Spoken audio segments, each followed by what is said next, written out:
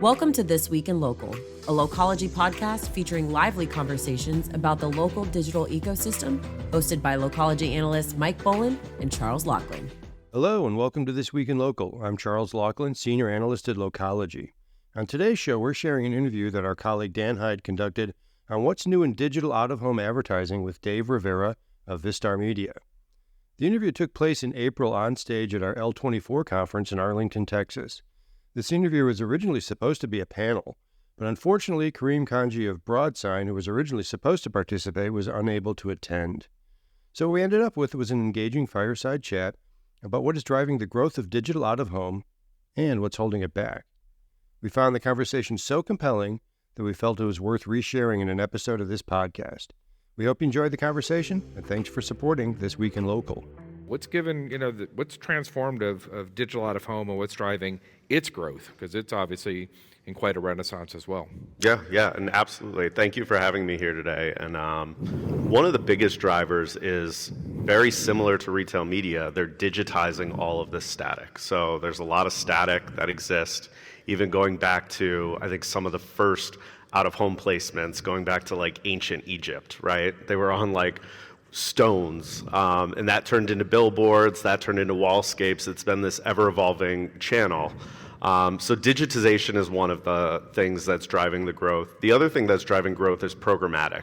When you think about a lot of these screens, they're not interoperable. So they're set up by media owners that are all over the place, right? Somebody in Florida put up screens, somebody in Chicago put up screens. It's really hard to buy, right? When you're trying to buy an out-of-home campaign, you need to know who all the players are, depending on where you go, and enter programmatic. You don't need to do that anymore. You can now run a national buy with a click of a button. And that's something that's only happened within the last 10 years, 12 years. So that's driving a lot of the growth. And with bringing in programmatic, it opens up all of the data assets that we have in the digital space. Now we're taking these data assets, we're able to now put them on these screens and start to reach people in the physical world where, guess what? A lot of people spend time, right? I go outside all the time. We're going to be leaving here soon, right, to go to the stadium. And I saw, we'll pass quite a few screens. Exactly. So there'll be a lot of screens, and it's not like other traditional formats where listenership is going down, maybe in radio. People don't get the newspaper. Like, I remember when I grew up, my mom used to get the newspaper delivered. She'd be haggling with the paper boy. That doesn't happen anymore. As long as people still go outside, out of home is a still highly relevant channel. You were mentioning that it's kind of like probably not your words, I'm paraphrasing a little bit, but it's a very old form of advertising. It's kind of the original location-based ad, if you will. So, do what? Go back as far as hieroglyphics. Yeah, if you go back as far as hieroglyphics, yes. Put an ad in the stone, right? That's hard to change programmatic, by the way.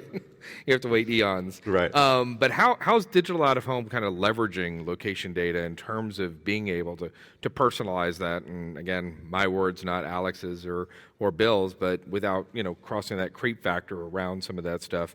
But it's also not one-to-one. So how's the out-of-home ecosystem, particularly the digital out-of-home and programmatic ecosystem, leveraging that? Yeah.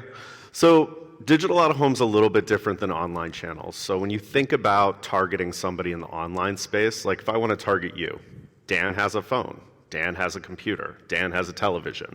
I'm targeting your devices, and I'm looking at the things you do on your devices. Dan doesn't have a gas station pump or a billboard. At least I don't. At least I don't know that you do. So we'll typically look at GPS signals, and we'll see how they move throughout the physical world. And then we'll say, these types of people move in these places. It's probably a good place to reach them. So one example could be, let's look at devices that are going to schools during pickup and drop-off times. Those are parents. Let's see what screens they walk by. Those screens index higher for a parent audience. And that's how we would look at an audience-based buy. But there's other signals we get as well. And even thinking back to what made programmatic really interesting for the internet was this idea behind targeting. You were able to buy ads on the internet before programmatic. I did it. I was a media buyer, right? I would call up AOL, hey, I want 1 million loads on your website. And they would hard code an ad in there. That doesn't happen anymore, right? It's all programmatically bought, and this idea of targeting is what made programmatic really interesting, because you're saying, I don't want a million random loads, AOL. Only load my ad from 9 a.m. to 3 p.m. because I'm selling a lunch product. And that brings relevancy into this creative as well, right? And people, when they have a relevant ad, they lean in. It's really interesting. Another type of signal is weather, right? Everybody's affected by the weather when they go outside. And I always use this example. Miller Coors will take over the screens in New York City anytime it's over 80 degrees and past 5 p.m. And they'll have an ice cold beer and it'll say it's Miller time. It's a highly relevant creative, right? People are getting off work, they're going to happy hour, and people lean into that type of thing because they're like, how do you know all this is happening? And the answer is, we were thoughtful about it, right? We thought about all of these things that could be happening, and we're trying to have a better conversation with these people. And that's where digital out-of-home can do a lot of really interesting things, especially when you're bringing all these different signals in and matching them up to the creative. So we'll have to see how many Miller ads we get on the way over, because it'll be above 80 degrees after 5 o'clock. So we'll see if we get them here. Right. Yeah. So we think about like kind of omni-channel marketing just overall. And you think about, you were talking about mobile phones and connected TV and computers and everything else. How does digital out of home, play in that ecosystem of an omni-channel marketing solution? And obviously it includes even retail media networks now. How does that all play together? Yeah, most of us follow an omni-channel purchase journey. I know we invest a lot of media dollars in digital. Only about 7% of the population is purely digital. So that means 93% of our population is moving throughout the world. They're interacting with multiple formats of media. What we found is when you add digital out of home or out of home, you're going to get, on average, a 23% increase in reach, because you're reaching the unreachable. And this is another stat to think about. Total investment in advertising in the US is about $323 billion. Digital out of home is $3 billion. It's less than 1%. So the oldest format of media, which still gets a huge amount of impressions, still highly relevant in all our lives, we're digitizing all this stuff. It has no place to go but up, because it's starting at such a lower scale here. The other thing that makes it really interesting is now being able to tie in exposure to digital out of home with other channels. So something we'll do here at Vistar is we'll collect devices that are in front of the screens at the time we played the ads. We'll call that an exposed user. We can then take those signals and target them on other formats, on CTV, on mobile. And what we tend to see is you're going to get an increase in performance when you're running digital out of home, because when people see it in the real world, like it's a part of their life. And I always use this example too. I remember this was probably like 8 years ago, or 9 years ago. There was this company Quib that came out. They make these like toothbrushes that they send to you on some like monthly cadence. And I was on the subway, and there was a Quib ad, and I had never heard of this company before. And I saw the ad, I was just like reading a book. I got to the office, I pulled up my laptop, I pulled up a website, and the same exact ad was there. And I was like, holy shit, these guys are everywhere. How did they do this, right? They're not everywhere. They bought 2 ads. Right? But with 2 ads, they had this experience like they took over all of New York City. And that's where I really think that the impact of digital out of home comes within that omni-channel strategy, because you're not going to interact with the ad, right? Nobody's going to click on a billboard, but you'll see that, and then you'll go and you'll search. We on average see, when you're running out of home, you're going to see an 80% increase on search advertising. Wow. So you mentioned that it's less than 1% of ad spend out of $323 billion, $3 billion in digital out of home. Why is that? If it has this type of impact in terms of search and omni-channel performance, is it the best kept secret, or is there a measurement problem? Like, what is holding it back that is suppressing that to 1%, less than 1% of spend? Yeah, I think attribution's a part of this. So, and I've been in the programmatic space pretty much my entire career, since the beginning. And when you're buying ads on the internet, you can see those people commit actions. Does that mean that you influence their action? I don't know, right? but there's a lot of credit that's attributed to it. There's a lot of credit that gets attributed to that. With out of home, you can't attribute credit, right? People are walking around the real world. It goes back to that adage of like, I know like 50% of my marketing's working. I don't know which 50%, right? I think there's probably a portion of out of home that's influencing a lot of it. The other thing is education. And I see this at, agencies, like especially on the national side, like they're not doing a ton of education with the employees that go through there. There's not an education on how much they should invest in every channel. And that's a lot of work that our teams need to do today. What I typically see is vendors are educating the market.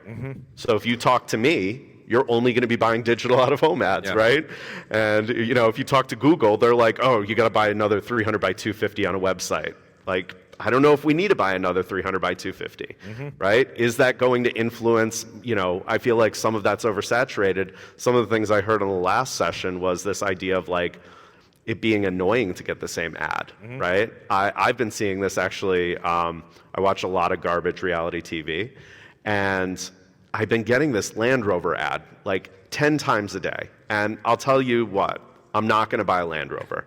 I live in Brooklyn. I just got a Chevy Traverse. Within 1 month, it got sideswiped by a garbage truck. So I'm not bringing a Land Rover into the equation.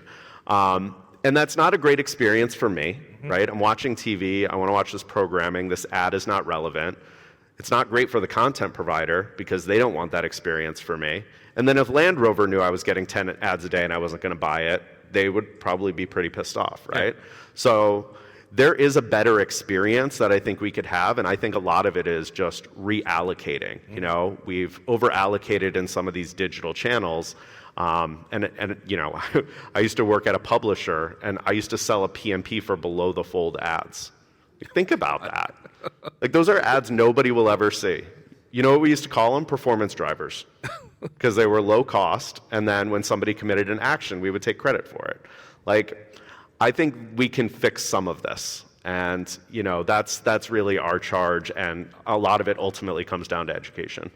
So remember the Mary Meeker famous slides was looking at time spent on media and allocation of spend, and for so long it was the newspapers. They had still a tremendous amount of spend with very low usage, and digital didn't. And so in many ways it sounds like it's a similar thing right now with digital out of home. Yeah, I mean, it's kind of sad what has happened in newspapers, right? Like, there is no local news anymore, right? And, that was because, like, Google and some of these larger companies took all of that content, monetized it outside of those ecosystems, and now you don't have a local reporter telling you what's going on in your community. They don't know about a sideswipe Traverse. Right, Yeah. Exactly. They don't know that these garbage trucks are getting out of control. So in terms of digital out of home and kind of measuring the effectiveness of this, how are brands doing it? Just obviously in terms of, the brand awareness, whether it's driving ROAS for it, engagement, how does this work? Yeah, so today we work with a ton of third-party measurement providers that will do studies similar to how they study mobile. They'll take a group of exposed users. Those are devices, and today we're using device IDs. We'll look at devices that were in front of the screens at the time we played the ad, and we'll compare those to a control group. And we'll do things like foot traffic attribution. Did the people that were in front of the screens actually show up to my location? We'll send them brand surveys. So did you have more purchase intent with the exposed group? Are they actually more aware of the product?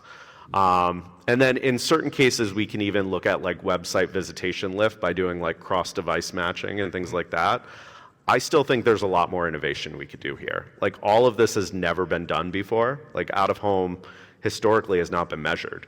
So we're innovating a lot of this stuff now, and I think if we could bring partners and players into the space and start looking at some of these new techniques, I still think there's a lot more that we can be doing in the attribution side. Yeah, but even the attribution you're talking about, those are very digital attribution solutions. Correct. I mean, Correct. You do that today with mobile advertising. Yep. It's driving foot traffic or brand awareness. So those are not unusual in terms of how a lot of the people in this room at this conference would be, looking at evaluation of traditional media campaigns at this Yeah. point. So how are brands really harnessing kind of the capabilities of digital out of home and the places that they actually are, the audiences they're reaching, and creating kind of impactful campaigns? Like what are they actually doing? How does that ecosystem work? Yeah, I mean, I think the most interesting things brands are doing right now in the digital out-of-home space is they're starting to have more dynamic ads, and this is something new to out-of-home. It's never been able to happen before, and it goes back to the interoperability of all these devices. You know, if you're talking to a media owner that's in Florida, they have different systems than a media owner in Chicago or anywhere else.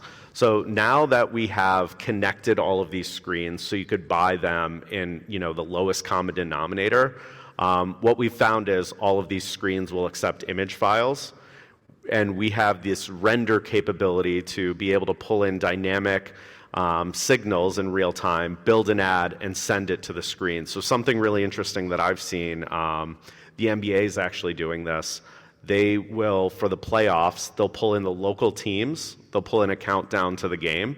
While games are in sessions, they'll pull in the local teams and the scores. And anytime games are not upcoming or in session, they'll pull in social chatter telling people to get in on the action. And they won Media Campaign of the Year award for this.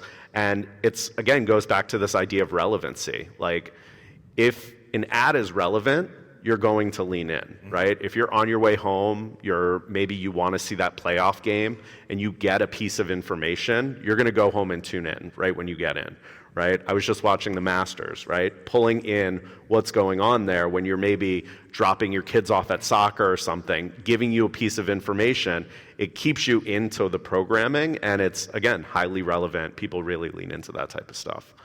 Are there concerns with that, though, because these are in the public space? So how do you do this from a brand safety perspective? Obviously, brands historically, even from a digital perspective, they don't want their ad showing up on certain types of YouTube videos, as an example. Yep. So you have brand safety considerations online.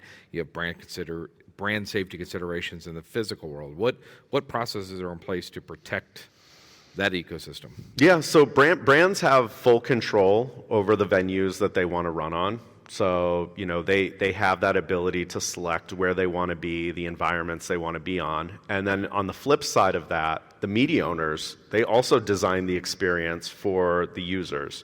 So they won't, play ads back to back, right? They want competitive separation. It doesn't create a great experience for Pepsi and then Coca-Cola. So there's a lot of controls that they do on the back end to also make it, there's also, they've been doing this for a long time. So there's a lot of regulation like LDA compliance, right? So if you're running alcohol ads, they can only be in specific places. So how a lot of these media networks are built out, they're already built out with kind of that built in. And then again, brands do have that full control to say, hey, I only want to be in these types of environments, or I only want to be on these types of screens. So they can really hand select the types of environments they want to get into. Yeah. So much like the question that I posed to Alex and Bill, what kind of emerging trends are poised to help kind of shape the future of digital out-of-home advertising, and really how can agencies and brands, get involved with this? Yeah, so the digitization of static is one. So displays are getting cheaper. For Christmas, I got my son one of those like curved monitors for gaming. It was like $150. Like they used to be like $10,000, right? So bringing the price points of these displays down is just going to proliferate all of these screens going out and replacing the static. So that's one major kind of growth vector there, where we're going to take all of these things that are static, we're going to turn them to digital, and then also the media owners make more money, right? Because typically when they're running a billboard that's static, they can't change it. So one advertiser is on there for a month. When you have programmatic and digital, you could run hundreds a day if you want, right? And that means new revenue for them. That means better experiences for advertisers in some case, because maybe they only want drive time. Maybe they want to hit people in the morning because they're a QSR that has a breakfast product or something like that. The other growth factor is retail media.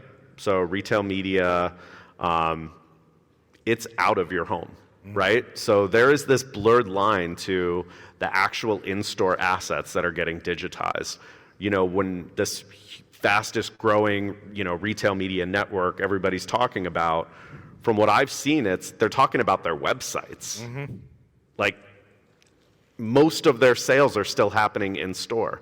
When they talk about on-site, they're talking about on their website.